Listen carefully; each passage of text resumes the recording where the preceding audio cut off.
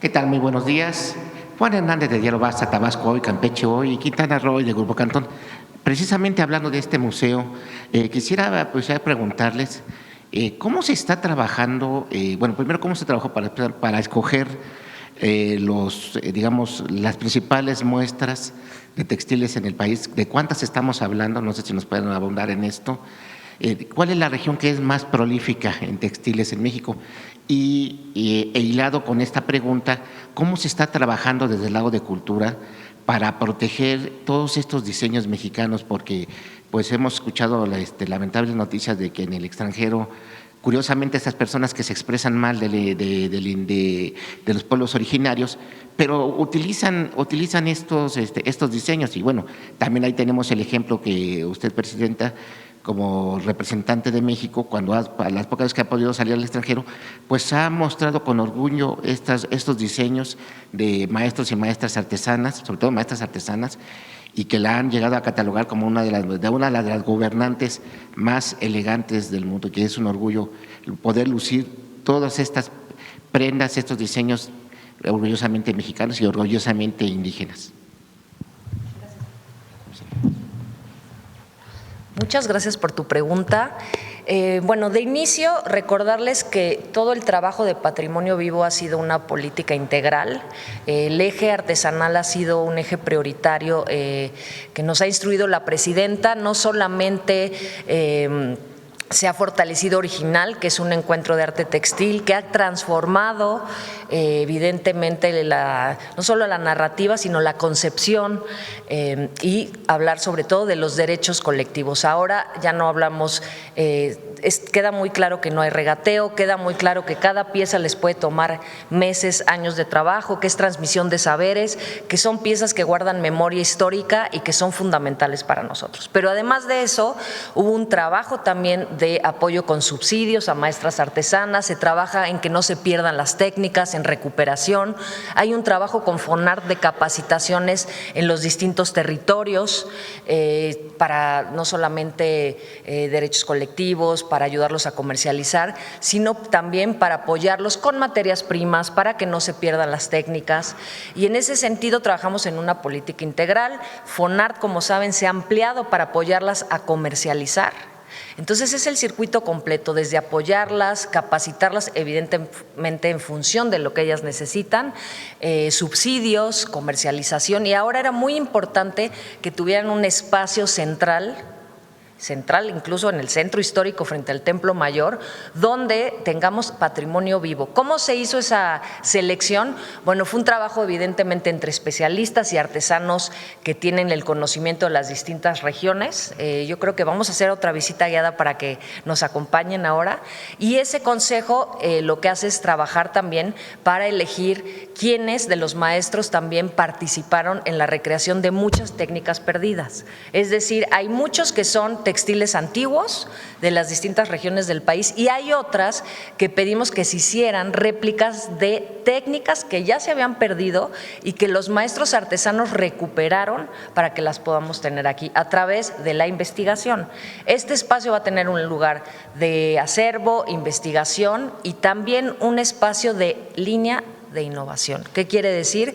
Que vamos a trabajar con maestros artesanos, pero también con quienes quieran diseñar, innovar en sus textiles, todo en el marco de los derechos colectivos y del respeto evidentemente a sus tradiciones. Entonces, ¿cómo se está haciendo? A través de una política integral, desde el subsidio, la capacitación, la comercialización y ahora tener un museo especial que es la Casa de las y los Artesanos. Pero ¿cómo se le está apoyando bueno, en el caso de que lleguen a detectar el mal uso precisamente de estos diseños de maestros y maestras indígenas en el extranjero? ¿Cómo se les está defendiendo? Bueno, como ustedes saben, por ejemplo, el caso de Adidas, ¿no? Lo que se ha hecho siempre desde la Secretaría de Cultura, cuando empezó todo este movimiento, es hacer un exhorto, buscar a las marcas, hacer un exhorto y pues comentarles que evidentemente esto es apropiación cultural. Y ahí hay ciertos acercamientos siempre, en muchos casos la verdad han sido muy rápidos y ellos empiezan a trabajar ya con las comunidades para resarcimiento. Entonces, como ha habido una transformación de la mentalidad y de la conciencia sobre el valor de los artesanos y su trabajo, las mismas marcas que ya vieron que eso es plagio, que es apropiación, ya saben que es un tema. Entonces lo que hacemos nosotros es denunciar, de ahí se habla con ellos y siempre hay un resarcimiento en la mayoría de los casos. O si son de estas páginas que venden artesanías mexicanas pero plagiadas, mandamos una carta y luego la bajan. O sea, sí hay una transformación en ese sentido y estamos implementando a través de Indautor pues toda esa asesoría jurídica para que las y los artesanos tengan una instancia que los defienda y que podamos tener un lugar que medie de manera muy rápida. Gracias. Bueno, en un segundo tema, otra vez hablando mundialista, este mundial ha sido histórico para México, no solamente porque en el partido inaugural pues ganó, ya lleva 3 partidos en línea pues ganando pues y muy bien la selección mexicana, pero también se hace historia en el arbitraje mexicano, hace historia con Katia Itzel, la primera mujer mexicana que va a arbitrar como árbitra central, y también Sandra Ramírez como asistente. O sea, vamos a tener ahí una dupla mexicana. ¿Esto cómo ha ayudado? O sea, el avance de la mujer y que se esté dando precisamente en el Mundial de México, pues sí, el avance de la mujer, ¿no? Y también si nos puede platicar cómo les ha ido a las ganadoras de los boletos ahí en Guadalajara, bueno, en estas sedes donde también pues también ver cómo los ha tratado, qué le han dicho al respecto estas chicas que se esforzaron para estar ahí en estos partidos. Pues imagínense lo que le costó a Katia. De por sí a un buen árbitro, pues para llegar a un partido del Mundial, pues requiere muchísimos exámenes, tener que pasar pues distintos filtros. Ahora imagínense para una mujer ser árbitra de un partido de hombres, porque a lo mejor podía ser árbitra de un partido de mujeres, pero no, es árbitra de un partido de hombres del Mundial. Entonces, un esfuerzo extraordinario de Katia y de la auxiliar, se llama Sandra, porque es difícil llegar a ese nivel de competitividad.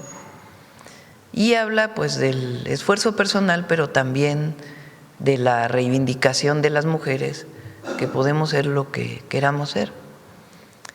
Por cierto, cuando presentamos, lo repito porque la verdad hubo mucha crítica a Julieta Venegas, nunca pretendimos que la canción que cantó Julieta Venegas fuera una canción oficial del Mundial, ni mucho menos, sino sencillamente ella reivindicando a las mujeres y a la posibilidad de que las mujeres jueguen fútbol, que antes no se veía, era muy difícil. Cuando yo era pequeña, jugar fútbol era de hombres. Entonces jugabas, pero nunca pensabas que ibas a pasar del juego que hacías en la primaria, en la secundaria. No era reconocido como tal, a pesar de que hubo un mundial femenil en México en 1971. Pero no había esta idea de que las mujeres pudiéramos jugar fútbol y otros deportes. Entonces, el cambio cultural es muy importante y es gracias a esta apertura que se ha dado. Y Julieta, pues, hizo esta canción para reivindicar justamente eso, que las mujeres pudiéramos jugar fútbol. Entonces, hay que reconocer eso en esta cantante, intérprete, autora tan importante para México. Es una de las mejores cantautoras que hay en este momento en el país, reconocida por el mismo público, por las y los mexicanos y a nivel internacional. Y ella pues en realidad cantó una canción que tenía que ver con que las mujeres podemos ser lo que queramos ser. Entonces, muchas felicidades a nuestras representantes en el Mundial. Y de las jugadoras que ganaron los boletos para los partidos del Mundial. Por ahí hay un video, ¿no? Fueron a Jalisco, ¿no? A ver si lo pone. Porque ya ve que luego dicen que no fueron, que no las trataron bien, o que, bueno, ya saben cómo la manejan las benditas redes. Estoy súper contenta. Quiero agradecer a la presidenta Claudia Sheinbaum, a la Secretaría de Turismo por haberme dado la oportunidad de poder asistir a este partido. Que asistir a un partido del Mundial es algo completamente diferente. Esto superó mis expectativas, me lo estoy pasando increíble. Vivir esto es algo que nunca voy a olvidar.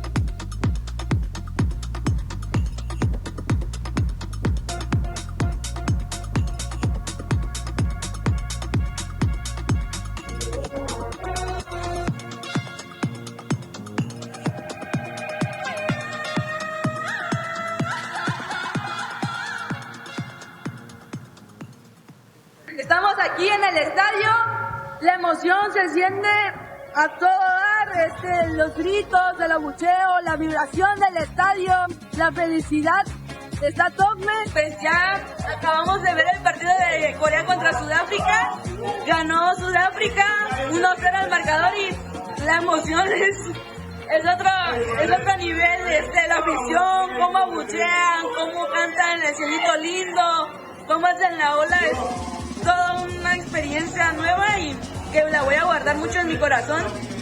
Soy muy agradecida con la presidenta, muchas gracias a la Secretaría de Turismo y recuerden, México está de moda. La Secretaría de Turismo les proporcionó pues todo el apoyo para que pudieran llegar. Perfecto. Y ya dos últimos temas rápidamente. En Diario Basta, en nuestra edición también del Estado de México, pues publicamos que en el municipio de Cuautitlán, la alcaldesa Juana Carrillo informó que derivado de auditorías, procesos de fiscalización al ejercicio 2024 de la administración encabezada por el exalcalde Aldo Ledesma, se detectaron presuntas irregularidades por 414 millones de pesos. Esto reportó la apertura de procedimientos administrativos y la presentación de denuncias ante las autoridades competentes. Y es que, de acuerdo con la información difundida, todas las observaciones involucraron obras públicas, adquisiciones, patrimonio municipal y manejo de recursos financieros. Tomando en cuenta todos estos señalamientos y tomando en cuenta que lo que es la cuarta transformación está dedicada a combatir lo que es la corrupción, ¿qué medidas se están tomando para evitar que este tipo de situaciones se den y que, bueno, independientemente que lo tengan que aclarar o no, pues si se llega a comprobar que hay desvío de recursos o hay mal uso de esos recursos, puedan devolverse en este caso al erario? Y no solamente estamos hablando del municipio de Cuautitlán, también de muchos municipios en donde se puedan detectar este tipo de anomalías y que pues que no se quebrante el patrimonio o en este caso el erario público, independientemente del partido que sea del que sea. Justamente hoy estuvo el titular de la UIF en el Gabinete de Seguridad y está avanzando mucho en aquellas cuentas que son congeladas o inhabilitadas, cerradas. Y cuando no hay reclamo del recurso, porque hay un primer reclamo que se puede hacer directamente en la UIF. Si ahí no procede, entonces se pueden ir a tribunales. Y si no procede, pues finalmente el recurso está asegurado. Ni modo que se quede ahí, si ya pasaron todos los juicios, asegurado. Entonces ahora están entrando a juicios de extinción de dominio, junto con la Fiscalía General de la República, para que esos recursos, si se gana el juicio de extinción de dominio, pues puedan pasar al instituto para devolver al pueblo lo robado y puedan ser utilizados para beneficio de las comunidades que más lo necesitan. Entonces están en ese proceso. Recientemente, por cierto, la Fiscalía ganó 2 juicios de extinción de dominio, uno del caso Overdrecht, otro del caso agronitrogenados. Y estos inmuebles se pasan al INDEP, el INDEP los subasta y ese recurso es utilizado para beneficio de la gente. Ya vamos a ir presentando aquí en la mañanera, por lo menos una vez al mes, quizá una vez cada 15 días, cuántos recursos se recupera y a quién se le otorga, porque tienen solicitudes el propio INDEP de para qué destinar estos recursos. Hay comunidades que piden apoyo para instrumentos, para orquestas infantiles, o incluso, como hizo el presidente López Obrador, cuando se vendió el avión presidencial, se utilizó para la construcción de 2 hospitales. Entonces, ya muy pronto lo vamos a ir presentando y le pedí pues que la Fiscalía y la propia UIF puedan informar de estos inmuebles y de la recuperación de recursos, que una vez que pasan todos los juicios y ganan el juicio de extinción de dominio, pues se le devuelven al pueblo, que es en esencia lo que estamos buscando. ¿Se puede decir que va a ser una nueva sección aquí en La Mañanera? ¿Eso?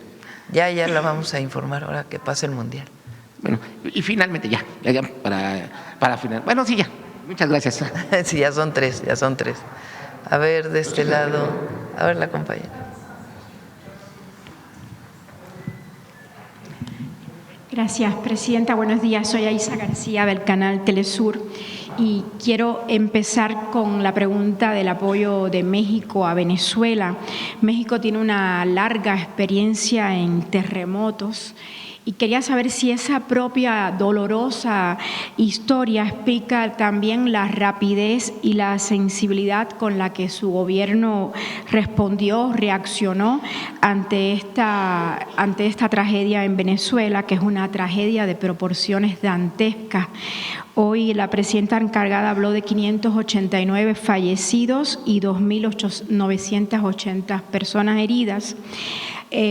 Usted ha dicho que va a hablar con la presidenta encargada, Delcy Rodríguez, a las 10 de la mañana. ¿Había hablado usted con ella antes? Perdón, adelante. Y solo saber si está preparado su gobierno para ampliar el apoyo si la tragedia sigue creciendo. Habló el secretario de Relaciones Exteriores con autoridades de Venezuela y tuvo un mensaje telefónico con la presidenta encargada. El día de hoy vamos a hablar con ella. Actuar tan rápido tiene 2 principios o 2 acciones que se han desarrollado en México.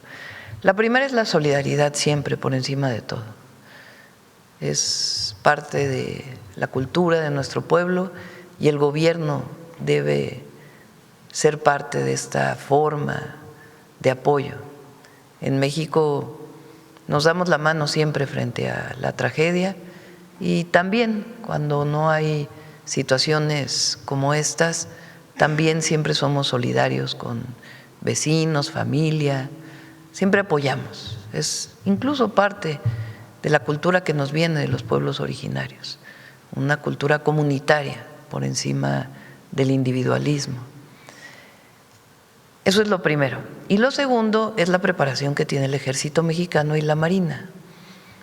A partir del sismo de 1985, en donde la autoridad tardó mucho en atender, porque no había una preparación para situaciones de este tipo, además de lo que fue el gobierno entonces, desde mi punto de vista, porque lo viví personalmente como estudiante, apoyando a la gente, pues cierta falta de sensibilidad. Se tardaron en facilitar el apoyo y en realidad fue la gente que inició con el rescate. Y a partir de ahí, el Ejército, la Secretaría de la Defensa Nacional, inició con la preparación de lo que es el Plan DN3, que ahora en realidad ya ni siquiera es formalmente el Plan DN3, porque ya va en el número 8, 9, 11, pero se le sigue llamando Plan DN3 por el origen. Eso significa que hay grupos especializados en el Ejército Mexicano para atender situaciones de emergencia, pero además todo elemento del Ejército Mexicano, en el momento en que hay una emergencia, participa en las labores de rescate. Es la única acción del gobierno donde no requieren una orden superior para poder actuar. En el momento que hay una inundación, hay un sismo, hay una necesidad por alguna emergencia, se decreta de inmediato el plan DN3, incluso previo cuando se sabe que va a venir un huracán o alguna circunstancia natural de este tipo, y se actúa. No necesita el general secretario decirle al general de región o al comandante de región, al comandante de zona, prepárate para una situación así. Ellos ya tienen la instrucción de hacerlo. Y la preparación. Entonces, gracias a eso, en el momento en que ocurre una situación de emergencia en otro país, se puede enviar de inmediato también el apoyo, porque todo esto está preparado con anticipación. Los medicamentos que se enviaron son una parte del IMSS Bienestar, en donde hay medicamentos que hay suficiente inventario, y también de la propia Secretaría de la Defensa Nacional. Son 250 elementos y conforme vayan solicitando más apoyo, lo que podamos dar desde el gobierno o si es necesario también desde la ciudadanía convocar a un apoyo más generalizado. De hecho, ya se abrieron varios centros de acopio por la ciudadanía sí, ayer. Pero la propia ciudadanía y gobiernos estatales han abierto centros de acopio. Presidenta, de este tema quiero saltarme al tema de Estados Unidos, porque ayer el secretario, permítame estar sentado por los camarógrafos atrás, ayer el secretario de Seguridad Nacional de Estados Unidos afirmó que no hay un solo centímetro de la frontera norte de México que no esté controlado por los cárteles y utilizó ese argumento para defender obviamente la construcción del muro fronterizo. ¿Cómo responde su gobierno a una declaración que además de cuestionar la capacidad del Estado mexicano parece reforzar una narrativa en la que la responsabilidad recae únicamente sobre México y no sobre factores como el alto consumo de drogas en Estados Unidos, el tráfico incontrolado de armas hacia México y las redes criminales que también operan en territorio estadounidense? Hace 2 días el presidente Trump publicó en su red social un comunicado que dice que la frontera con México es la frontera más segura y también reconoce la disminución de la entrada de fentanilo. Él habla de cerca de 66%, si no me acuerdo en su publicación. En realidad el último mes llegó a casi 74%. Entonces, no podría haber una frontera segura si no se trabaja de los dos lados, si no hay colaboración Estados Unidos de su lado y nosotros de nuestro lado. Desde nuestro punto de vista, siempre se ha mantenido así, incluso por todos los gobiernos de México. No soy la única presidenta que lo ha planteado así, sino presidentes incluso de distintos partidos políticos, de que no es necesario un muro, que lo que se tiene que construir entre Estados Unidos y México son más puentes, no más muros. Esa ha sido una posición de México siempre y es nuestra posición. Pero además, el reconocimiento de ser la frontera o de en este momento estar en una condición de seguridad en la frontera sur de Estados Unidos, norte de nuestra parte, de ser una frontera segura, pues no podría ocurrir si no estamos trabajando de ambos lados de la frontera. Entonces, hay mucho también en este momento vinculado con la elección que ellos tienen en noviembre. Como hemos dicho, nosotros no queremos que usen a México. Hay muchos temas en Estados Unidos importantes de atender para que se use a México como parte de la campaña. Entonces, mucho de esto tiene que ver pues con la elección de noviembre y nosotros siempre vamos a defender el trabajo que estamos haciendo en México.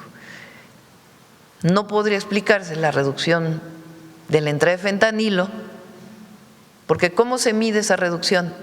Las incautaciones que hace la agencia CBP de Estados Unidos en su frontera, esa es lo que ellos contabilizan como reducción de entrada. ¿Cómo hay reducción de entrada de fentanilo en la frontera de Estados Unidos si no estuviéramos nosotros haciendo nuestro trabajo? No podría explicarse. Entonces, tiene que ver pues con el trabajo que hacemos y el trabajo que ellos hacen y la coordinación que hemos establecido. Por otro lado, la Suprema Corte de Estados Unidos, Presidenta, permitió que al gobierno de Donald Trump bloquear solicitudes de asilo en la frontera con México. ¿Qué mensaje envía esta decisión a nuestro país? Y quería saber si a usted le preocupa que el derecho de asilo, como en este caso, quede subordinado a los intereses políticos en Estados Unidos. La Suprema Corte de Estados Unidos. Bueno, en realidad tiene que ver con una decisión que tomó el presidente Trump cuando entró al gobierno. Había un esquema de entrada a Estados Unidos que había desarrollado el presidente Biden, CBP-1, que era el CBP-1, que lo que hizo en su momento el presidente López Obrador, Alicia Bárcena como secretaria de Relaciones Exteriores y Migración, es que ese permiso se estableciera desde el sur de México, de tal manera que las personas que llegaran a la frontera norte ya tuvieran su permiso de asilo y en todo caso ya en la entrada pudieran hacerles pues las revisiones que tuviera que hacer Estados Unidos. CBP-1 lo desapareció el presidente Trump el primer día que entró al gobierno. Y ahora la Suprema Corte, lo que entiendo, pues es que ratifica esta decisión del presidente Trump de quitar el CBP-1. Y pues es una decisión de Estados Unidos. Nosotros lo que hacemos es, ahí donde hay migrantes de otros países en la frontera sur, pues buscar la manera ya sea de que se queden en México si tienen algún problema en su país o si desean regresar a su país, darles las facilidades para que regresen. Presidenta, hay un tema que quisiera retomar y es después de la experiencia de lo ocurrido entre la decisión del gobierno de Chihuahua, la decisión unilateral y no autorizada. Quería saber si hay avances en esa investigación y qué lecciones deja este caso para garantizar que no vuelva a repetirse una acción similar. Por ejemplo, quería saber si su gobierno modificó o reforzó los protocolos para impedir que agentes extranjeros, como en este caso de la CIA, participen en operativos sin el conocimiento y la autorización de las máximas autoridades del país o las autoridades de seguridad. Las autoridades estatales deben cumplir con la ley. La Fiscalía está haciendo su investigación y ellos tienen que reportar hasta dónde ha llegado la investigación y si hay fincamiento de responsabilidades. Ya lo tiene que informar en su momento la Fiscalía, si ese es el caso. Pero todas las autoridades en México no podemos decir que no conocemos las leyes. Tenemos que cumplir con la Ley de Seguridad Nacional, todas, estatales, municipales y federales. Entonces, cualquiera que quiera tener una relación con una agencia de los Estados Unidos debe necesariamente pasar por la Secretaría de Relaciones Exteriores. Ese es el mecanismo. Si no pasa por la Secretaría de Relaciones Exteriores y no se reporta y no tiene el permiso federal, no tiene permiso, porque los estados no pueden dar permisos relacionados con otros países. Pueden tener intercambios culturales, educativos, pero en lo que se refiere a la seguridad, la participación de instituciones de otros países tiene que ser regulada necesariamente por la Secretaría de Relaciones Exteriores y tiene que ser informada y aprobada por un comité especial del Gabinete de Seguridad. Entonces, cualquier autoridad debe cumplir con esa ley. Mi última pregunta es sobre Colombia. El nuevo presidente declaró a los cárteles mexicanos objetivo militar y los responsabilizó de violencia en el Cauca. ¿Cómo recibe México una declaración con ese tono? Que yo vi una entrevista y era un tono bastante exaltado. ¿Buscará su gobierno un diálogo con el nuevo presidente colombiano para que el combate a los cárteles se dé con cooperación, como se hace con Estados Unidos, inteligencia y respeto a la soberanía y no con declaraciones de guerra? Gracias.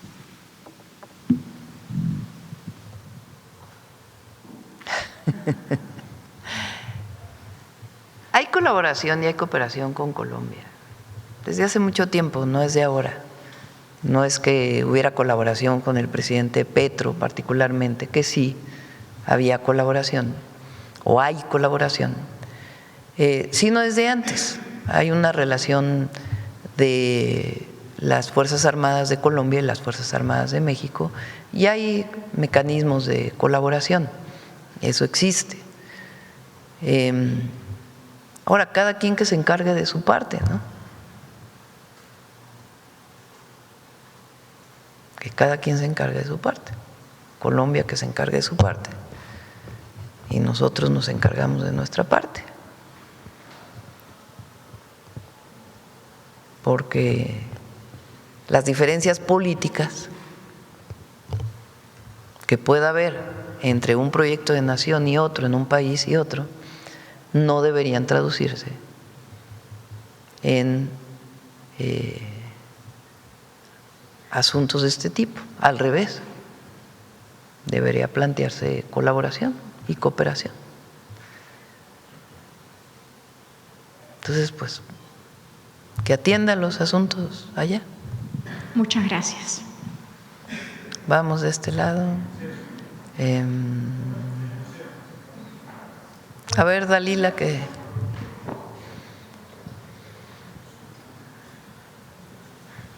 Gracias, Presidenta. Dalila Escobar, de Proceso. Primero quisiera preguntarle, me voy a quedar sentada, sobre esta situación que se ha dado en los anteriores días en los que se difundió el audio de una conversación que tuvo la gobernadora de Baja California, Marina del Pilar, en torno a si iba a tener o no una visita a un consulado de Estados Unidos en México, si se iba a acompañar también de abogados, que pues estaría relacionado con el asunto de una revocación de visas. A ver si usted tiene conocimiento sobre este asunto y si ha conversado más allá también de Estados Unidos con la gobernadora sobre esta situación.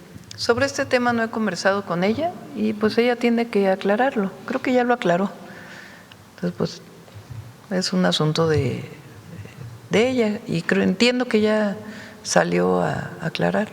Sí, ella había mencionado que no quería, bueno, en el audio de hecho se escuchaba que no quería que se filtrara esa conversación, que también había acudido a un abogado, Michael Nadler, quien, bueno, pues fue un fiscal federal en Estados Unidos y que además de alguna forma ha atendido temas, por ejemplo, como lavado de dinero, el abogado. Entonces, ella decía que actualmente ya no lo es y que a final de cuentas en algún momento pues sí hubiera requerido de sus servicios. Saber si esto a nivel nacional no es relevante por la situación que se ha dado en torno a otros también políticos, incluso de diferentes partidos. Ya lo aclaró.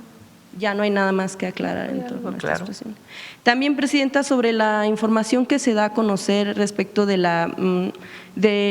los bienes que tiene el exfiscal general de la República, Alejandro Gertz Manero, que actualmente, bueno, pues es embajador de México. Quisiera preguntarle si son muchísimos inmuebles, es una fortuna que asciende a varios millones por muchos años y también autos de lujo, si es un ejemplo pues de austeridad para cómo viven muchos mexicanos en nuestro país.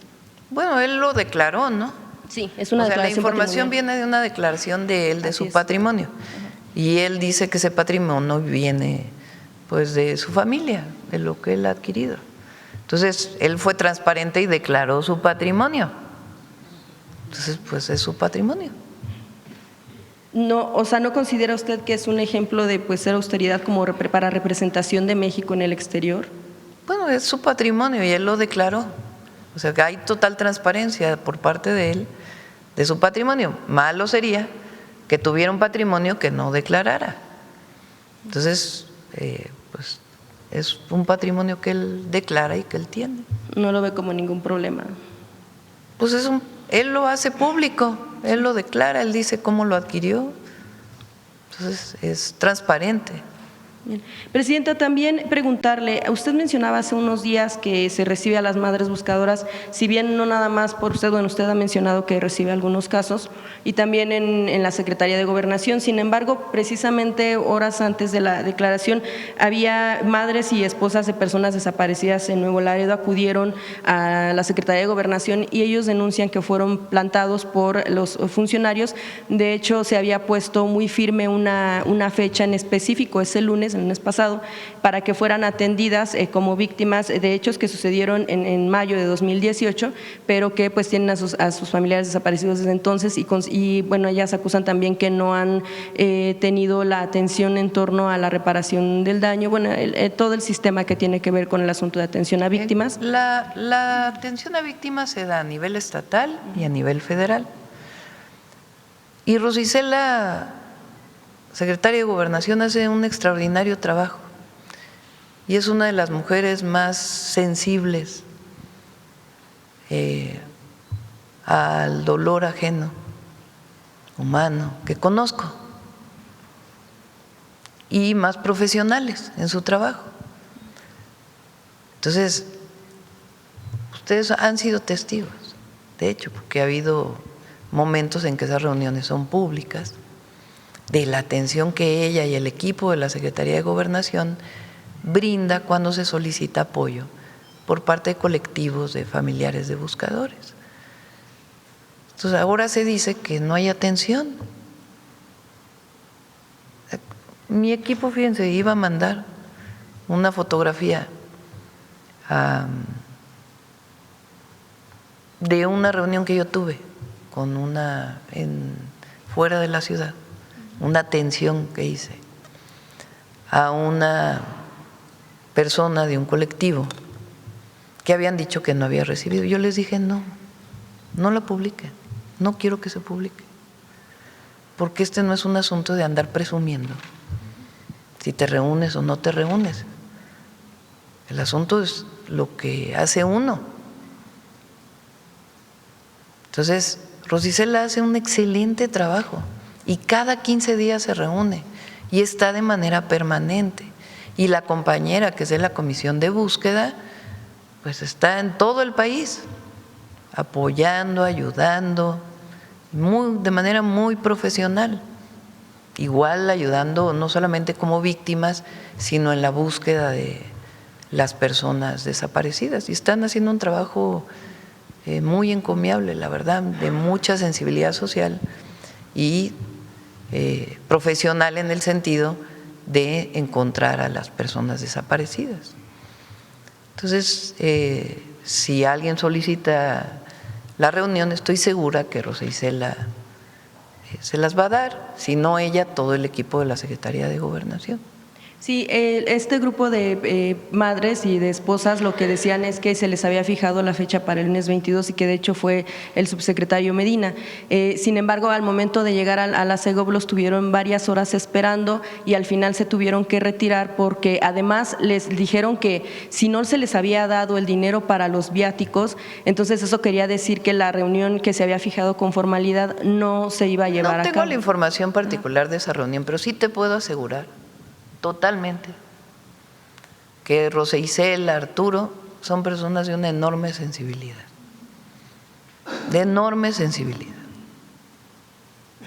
y que apoyan a los colectivos y a las familias. Entonces, a lo mejor se dio una situación en algún momento y en todo caso se tiene que aclarar, pero hay una atención muy importante. Y finalmente, Presidenta, quisiera preguntar una duda que ha surgido también en medios. ¿Sigue al frente el general Águila del Tren Maya, Lozano Águila? No, hubo un cambio, es normal ese cambio, no es en particular por alguna razón. La Secretaría de la Defensa Nacional tiene como norma hacer cambios cada 2, 3, 4 años a las personas que están en diversas responsabilidades. Y fue una decisión del general secretario, la sustitución, no recuerdo ahora el nombre del general, estaba él a cargo de Banjército y ahora se fue a cargo del Tren Maya, y el general Águila entra a cumplir otras funciones. Pero es parte pues de la rotación que ellos hacen normalmente en las distintas responsabilidades que tienen, sea relacionadas con la seguridad o sea relacionadas con otros temas. No se había hecho público este cambio, ¿verdad? Sí, lo hizo público la Defensa Nacional en su momento. Sí. Y tiene que ver, bueno, ya decía usted que no tiene que ver con el tema del desarrollo al frente del Tren Maya, pero ¿cómo considera usted que ha sido este proyecto a lo largo de todo este tiempo? Muy bueno, buenísimo, extraordinario. ¿Ya logró los números que estaban buscando? Hay un plan. Ese plan tiene que ver con ir aumentando los ingresos para en el 2029, además con el funcionamiento de la carga, porque así son en general los trenes, con el funcionamiento de la carga van a avanzar en su punto de equilibrio, igual que el caso de Mexicana, pero tienen asegurado su financiamiento por un esquema que dejó el presidente López Obrador para el financiamiento de los primeros años del Tren Maya. Entonces no tiene ningún problema y va muy, muy bien el Tren Maya. ¿En cuántos años más veríamos que ya está pues en el nivel? Se ha presentado incluso aquí en la mañanera se ha presentado cuál es el punto de equilibrio, cuándo se va a lograr, por qué se va a lograr en ese momento. Es un trabajo muy profesional. Gracias. Bueno, vamos de este lado, a ver, la compañera ya. Ay, gracias. Gracias, presidenta Amanda. Me voy a poner de pie, pero no sé si les afectó el tiro. Bueno, me quedo sentada. Presidenta, desde hace 8 días en la CEGOP hay un plantón de un colectivo trans llamado YECA, encabezado por Victoria Sámano. Ellas piden una reunión precisamente con Rosa Isela y piden salud para las personas trans, atención a las enfermedades por modelantes, acceso a terapias de reemplazo hormonal, cirugías de reafirmación de género, en el tema de educación, apoyos para terminar la educación básica, porque hay algunos rezagos, algunas de las hermanas trans solo tienen primaria y secundaria, y en cuanto a trabajo, ellas piden capacitación y apoyo para que las personas trans puedan emprender y asimismo autoemplearse, ya que no les dan trabajo precisamente por la discriminación. Le decía, presidenta, ellas piden una reunión con Rosa Isela y no han tenido este diálogo con ella, incluso hasta elementos de la Guardia Nacional han querido desalojarlas del plantón que tienen ahí afuera de la CEGOP. ¿Cuál es su postura, presidenta, respecto a este tema? Las ha atendido Secretaría de Gobernación, no necesariamente Rosa Isela, pues que ha tenido mucho trabajo. A veces ella personalmente no tiene la posibilidad de atender de manera personal, pero sí han sido atendidos por la Secretaría de Gobernación, las subsecretarías que corresponden. Algunas cosas corresponden al gobierno federal y otras corresponden a los gobiernos estatales. En algunos casos, por ejemplo, cuando fui jefa de gobierno, se puso la primera clínica para personas trans y esa clínica sigue funcionando a cargo del gobierno de la ciudad. Se quedó ahí y no pasó al IMSS Bienestar por considerarse que es un tema que corresponde más bien al Estado. Entonces lo que se está buscando también es, porque la mayoría son de la Ciudad de México, cómo una parte también puede ser atendida por el gobierno de la Ciudad de México. Pero se les ha atendido no directamente por Rosa Isela, pero por equipo de la Secretaría de Gobernación. ¿Puede haber un diálogo precisamente con otros elementos del gobierno federal, presidenta? Sí, y hay que traer a los gobiernos estatales que correspondan también para su parte de atención, porque hay una parte que le corresponde al gobierno federal, pero hay otras, por ejemplo, incluso en la normatividad que tiene que ver con no a la discriminación, con erradicar la discriminación. Mucho tiene que ver con el gobierno federal, pero hay otra parte que son los gobiernos estatales quienes tienen que hacer las acciones necesarias para que no haya discriminación. Entonces, por eso la idea es que se incorpore al gobierno de la ciudad, que es principalmente el plantón es de personas de la Ciudad de México. Sí, de la Ciudad de México. ¿Ve viable, presidenta, estas solicitudes que tiene la comunidad trans? Sobre todo también hay un rezago ahí en vivienda. Hemos detectado también que por ejemplo, a la entrega de pasaportes, a las personas trans demoran hasta 4 meses en entregarle un pasaporte, cuando una persona que no ha transicionado, pues en ese mismo día se va a su casa con su pasaporte. Y precisamente hablando de esto, no sé si usted tenga dentro del plan a los próximos 4 años tener un instituto de inclusión o una secretaría de inclusión que no nada más vele por los derechos de las personas LGBT, sino de afromexicano, trabajadores o trabajadoras sexuales, neurodivergentes y todos estos grupos históricamente vulnerados. Existe el CONAPRED, que es la Comisión Nacional contra la Pero no puede discriminación. Implementar políticas Ahora, públicas, presidente. Hay derechos que son para todas y para todos. Por ejemplo, la vivienda del bienestar. Entonces, difícilmente se puede hacer un programa especial para personas trans para vivienda. Más bien la idea es incorpórate a el programa de viviendas para el bienestar y les platicamos cómo se pueden incorporar a ese programa y cómo pueden acceder a la vivienda.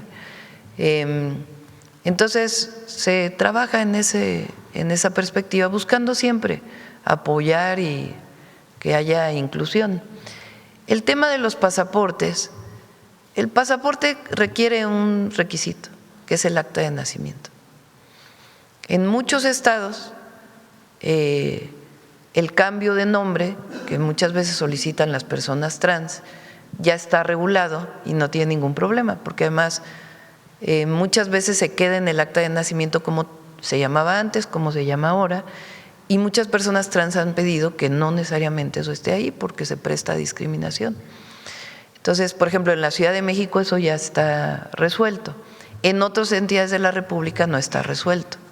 Y como los registros civiles dependen de los estados, pues nosotros lo que hacemos es buscar que se resuelva estos temas. Pero muchas veces tiene que ver, nuevamente repito, con los temas estatales. Por eso la mesa de trabajo tiene que ser con el gobierno federal y también con los gobiernos estatales. Pero hay toda la apertura de nuestra parte para poder atender a las personas trans y poder garantizar sus derechos. Y ya por último, presidenta, mañana es el día de la marcha, precisamente. El llamado que hace usted, políticas públicas, a los demás seguidores del movimiento, a la oposición, a la ultraderecha, ¿qué llamado haría precisamente para mañana, que es, digamos, la fiesta máxima de la comunidad LGBT? Pues lo primero es no la discriminación bajo ninguna circunstancia. Que justamente, por cierto, es la ultraderecha, la derecha, quien visualiza a las personas de una sola manera y no tiene visiones de inclusión y de diversidad. Eso es una característica de la derecha. Y nosotros tenemos una visión de inclusión en todos los sentidos y de apertura de derechos en la medida de lo posible. Digo de lo posible porque muchas veces hay limitaciones presupuestales para garantizar, no garantizar, sino abrir nuevos derechos. Pero en la medida de lo posible, evidentemente, lo que buscamos es la inclusión, la no discriminación y el reconocimiento de los derechos de todas las personas. Gracias, presidente. Ya por último, solicitarle si puede hacer algo ahí en el tema de Canal 11, que lamentablemente tiene un mes tomado por estudiantes. Sí, se está trabajando con el subsecretario de Educación Superior y Mario Delgado, están trabajando. Son pocos estudiantes ya los que tienen tomada el Canal 11 y sí llamamos a la entrega del canal y se están atendiendo demandas que tienen del Politécnico. Gracias, presidente. Gracias. Bueno, vamos de este lado. ¿Cómo fue el pago de derechos? Muchas gracias y qué bueno, qué oportuno. Bueno, nada más precisar, este evento que además tuvo invitados de más de 200 países, considerando que México es sede del Mundial y yo diría que es el anfitrión realmente cultural como potencia de este evento tan importante en el mundo, y fue un evento para nosotros de diplomacia cultural porque dio visibilidad a nuestro país como anfitrión cultural. Lo que se hizo fue, bajo la norma y como tiene que ser, se llama, ahí preciso, se llama pago de derechos por uso. ¿En qué marco? En el marco de esta actividad de visibilidad para México de diplomacia cultural.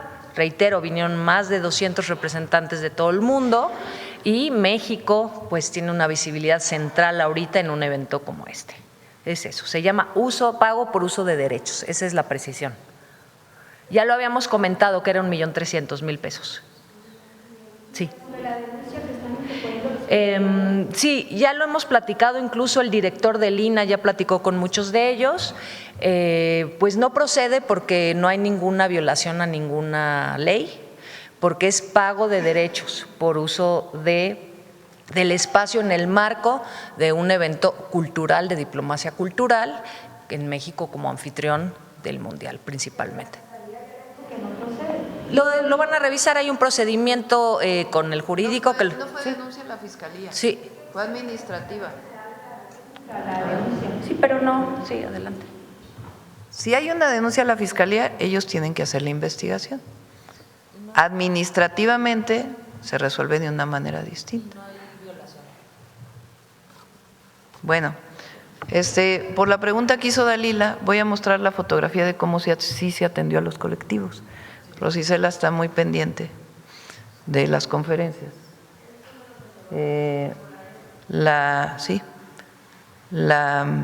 Los atendió Claudia Galindo, directora general de Estrategia para Derechos Humanos.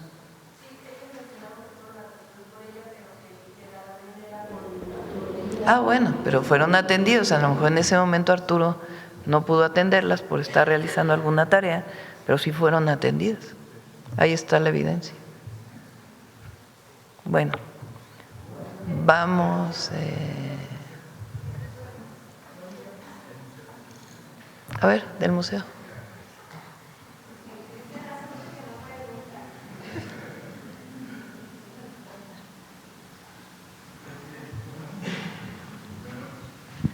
Sí, no sirve el micrófono, que te lo cambie. Presidenta, muy buenos días. Secretaria Gulmaro, tenga muy buenos días. Héctor Herrera, de ACEI de Hidalgo y ACEI de México. Preguntarle, Presidenta, con este museo, van a ser invitados algunos estados, van a dar exposiciones. Un caso que yo siempre tengo presente a mi estado, el estado de Hidalgo, que le apreciamos mucho, el Tenango más grande que tenemos ahí, es una buena exposición, digo, en nuestro parecer. Si va a haber invitados, gobernadores, en esa parte nada más esta pregunta, Presidenta, y dar paso a lo que se considere. Les voy a mostrar el mapa que tiene el Instituto Nacional de Pueblos Indígenas, de pueblos y comunidades indígenas y afromexicanas en México. Son 70 pueblos, 69 pueblos indígenas, un pueblo afromexicano, 16.237 comunidades registradas ante el Instituto Nacional de Pueblos Indígenas, 15.795 indígenas, 442 afromexicanas, 69 lenguas y 25.8 millones de población indígena y afromexicana reconocidas por ellos mismos cuando se hace el censo de población y vivienda, y 20.5% de población indígena y afromexicana a nivel nacional. 20.5%. Son 28 entidades y 1.391 municipios. Y aquí están cada uno de los pueblos, de las comunidades.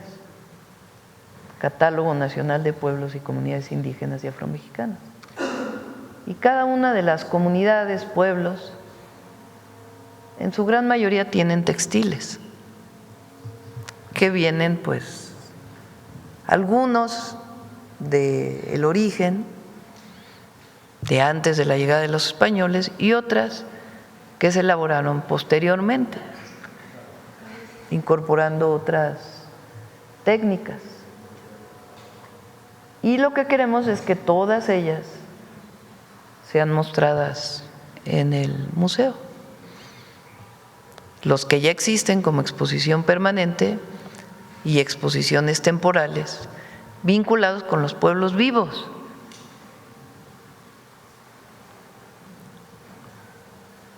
Yo les voy a contar una historia del museo.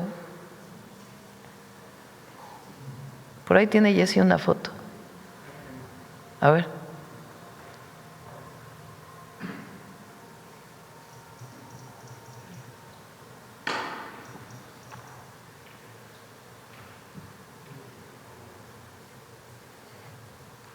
Ese soy yo.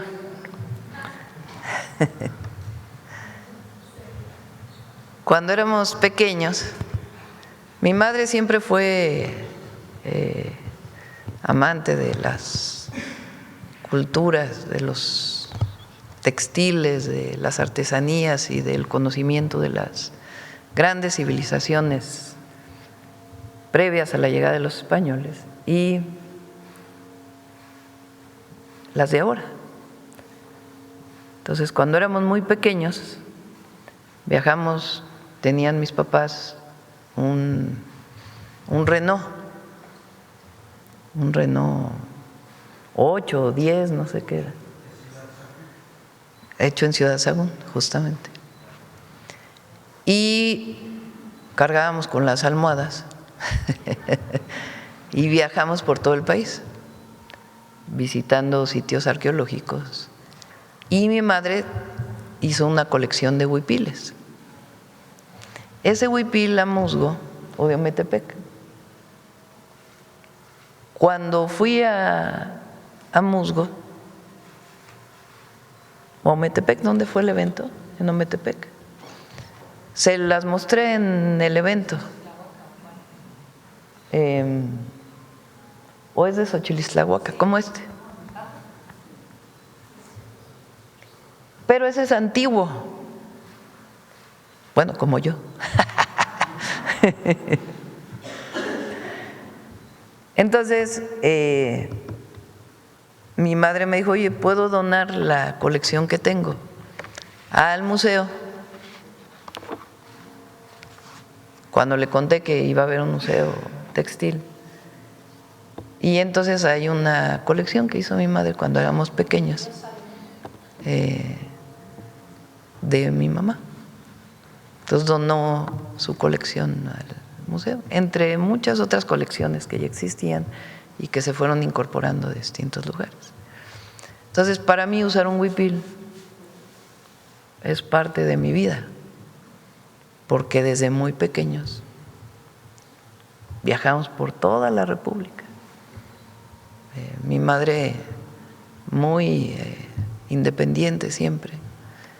Llegábamos a ir a Acapulco como familia chilanga de vacaciones y tomaba el auto y nos íbamos hasta Ometepec, hasta Musgos llegábamos. Estamos hablando de 4 o 5 horas de camino y de regreso. Entonces iba ya a casas de familias que conocía a comprar huipiles. Entonces, a mí me da mucho gusto que la Secretaría de Cultura pues haya pensado, visualizado este museo, pues porque aparte de la riqueza cultural de México, pues de manera personal hay una… ¿Perdón? A un lado está Fonart.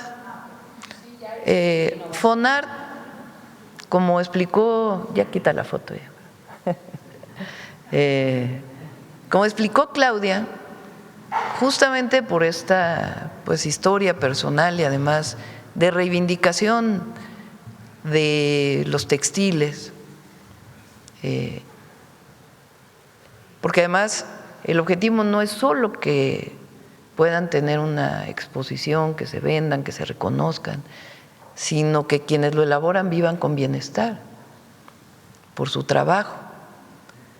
Entonces, particularmente en esta zona de Guerrero, Oaxaca, se está haciendo un programa de apoyo y ya llegó también a Michoacán y lo vamos a seguir ampliando.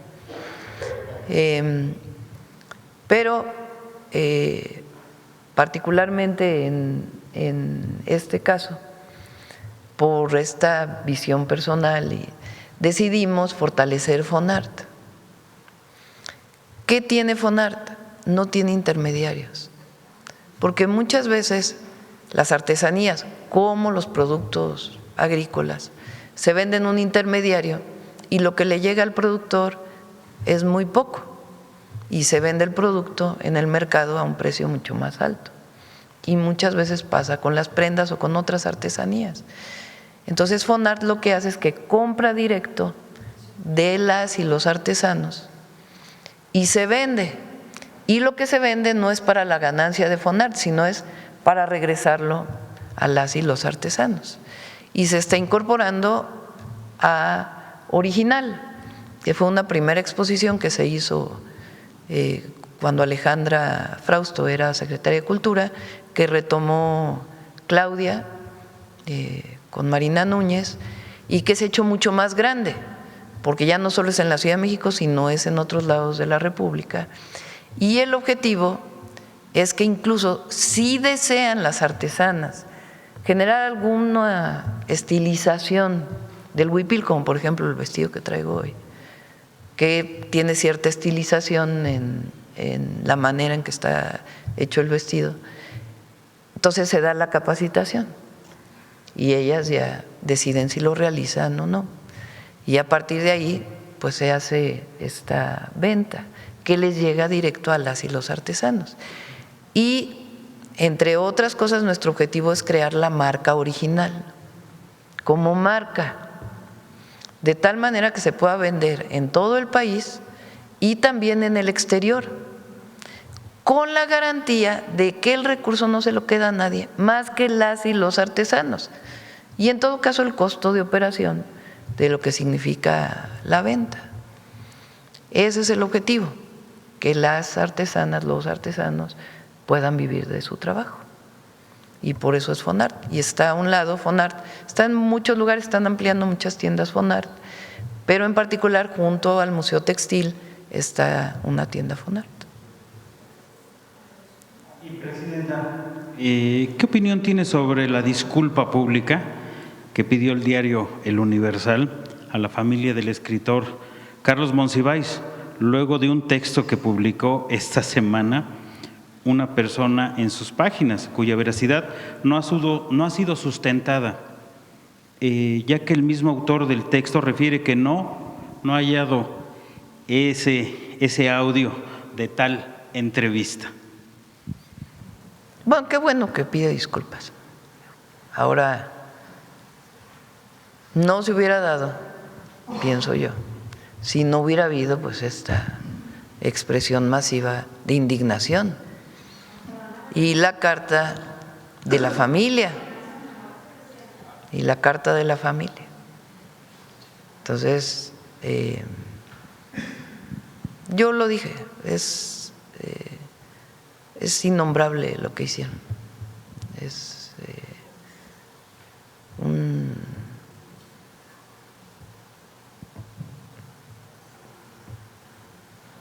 quien publica algo así no tiene la más mínima ética, moral, nada. Ahora, qué bueno que se disculparon ya, ¿no? Pero es por pues la indignación que se generó y la denuncia que pone la familia. Ay.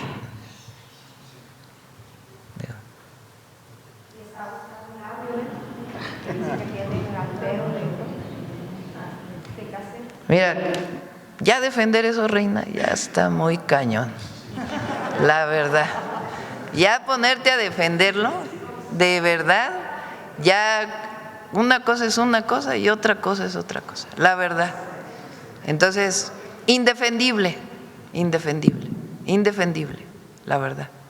No se puede defender algo así tan ruin, tan putrefacto. Presidente. Vamos. Perdón, tenía la palabra. Sí. Presidenta, para esta parte de lo del museo, va a haber también alguna visita interactiva. Me están preguntando algunos comentarios vía redes, va a haber esta interacción. Pues vamos a buscar que tenga una A distancia, digo, una interactiva. 3D, una visita en 3D que se pueda. Del museo, del propio museo, porque hay muchos estudiantes. Porque no pueda venir a. Que exactamente no puedan venir porque están muy interesados ahorita que vi las redes, para una visita a lo mejor de 360, que ahora que le dicen. Muchísimas gracias, presidente. Gracias. Bueno, vamos a la última y nos vamos. A ver allá el compañero que. Gracias, presidenta. Perdón. Cristian Galarza, para Cultura Colectiva. Estaba la compañera hablando precisamente del día de mañana, que es la marcha del orgullo aquí en la Ciudad de México.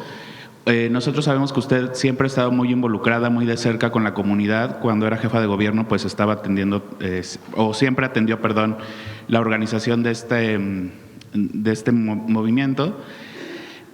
Lo que sucede este año pues es que la comunidad está un poquito lastimada o siente un poquito de inconformidad porque no va a poder llegar de la misma manera que lo hace año tras año al Zócalo, pues por la razón del evento deportivo, ¿verdad?, en el Zócalo. Entonces, a lo mejor el mensaje de usted hacia la comunidad, que se siente un poco inconforme, que no van a llegar como todos los años, no sé cuál sería ese mensaje. Bueno, no llegan al Zócalo no porque la jefa de gobierno o su equipo estén planteando que no deban llegar, sino sencillamente pues porque hay partidos de fútbol y es justamente la celebración en el momento que está el Mundial. Entonces, igual que en a otras personas que se han manifestado, pues en este momento no se puede llegar al Zócalo, por única ocasión, porque se está desarrollando pues esta actividad en la que participa muchísima gente que va a ver los partidos. Pero eso no quiere decir que no haya solidaridad, apoyo, inclusión y reconocimiento. Entonces, pues también un poco de comprensión del momento que se está viviendo por la justa deportiva. Pero no tiene nada que ver con algún asunto en contra. Y pues ya el próximo año, pues ya que se pueda llegar al Zócalo. Claro. Y también en ese tema, presidenta, a lo mejor me gustaría que nos comentara, si es posible, ¿verdad? Usted, a lo largo de su carrera política, no sé si ha tenido alguna influencia positiva de personajes que abiertamente son parte de la comunidad LGBT, si nos pudiera compartir alguna de estos impactos positivos en su vida, en su carrera pues sí, política, que la ha llevado pues ahora a ser la primera mujer presidenta en la historia de México. Bueno, es parte de la construcción de un país más justo, por la que todas y todos hemos luchado.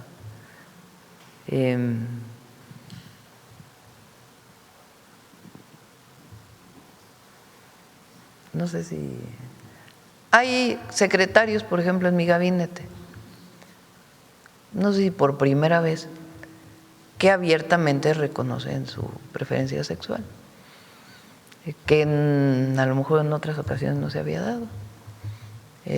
Y eso es parte pues de la inclusión, del reconocimiento y también de que abiertamente se pueda decir hoy, cuando antes no era así, su preferencia sexual. Y qué bueno, fíjense, referido a la carta, ¿no? O sea, el uso de la homofobia como un esquema de crítica es típico de la derecha, típico de la derecha.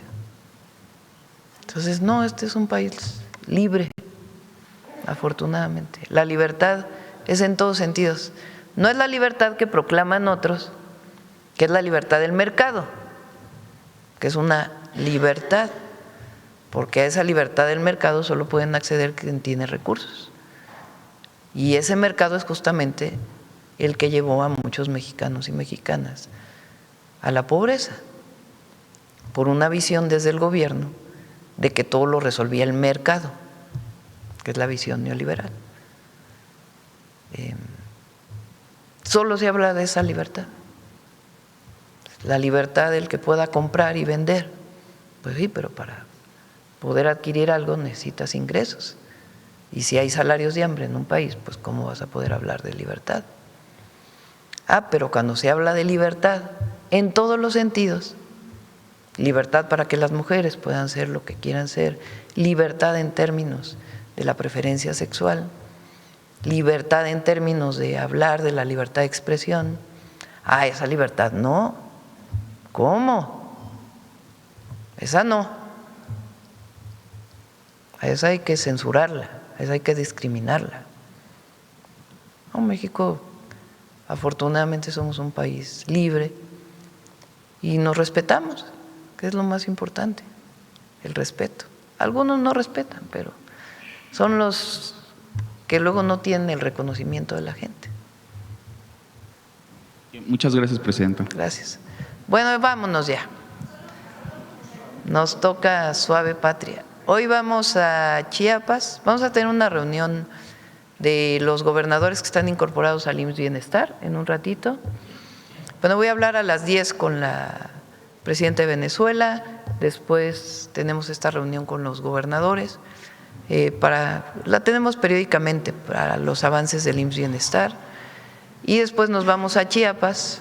Mañana vamos a inaugurar esta planta de moscas estériles para atender la plaga del gusano barrenador, y vamos a recibir a la secretaria Rawlings, secretaria de Agricultura de Estados Unidos, y el embajador de Estados Unidos en México también va a estar en el evento para hacer conjuntamente la inauguración, porque Estados Unidos puso el recurso principal para que se pueda desarrollar esta planta. Entonces, nos vamos a Chiapas al ratito. Bueno, vamos suave, patria. Jaime Ramírez Camacho. Sí. Con su permiso, Presidenta. Kimi, Presidenta, la saludo con mucho respeto. Muy buenos días. Kimi, Secretaria, amigas y amigos, Kimi. Les acabo de saludar en la lengua ñatro, el mazahua, una de las 5 lenguas originarias que se habla en el estado mexiquense, en el Estado de México. México se viste de gala, incluso cuando no está de fiesta, porque aquí los hilos no se entraman solo para formar una prenda, se dibujan, se trazan símbolos, escenas y vuelven visible la memoria de una comunidad. Un bordado puede aparecer la vida del campo, la figura de un animal o el camino de un pueblo que nunca termina. Y los saberes para crear estas maravillosas figuras no siempre se guardan en los libros, se transmiten viendo y escuchando a las artesanas y a los artesanos. Porque en México el orgullo también se lleva puesto. Por favor, acompáñenos a ver el siguiente video.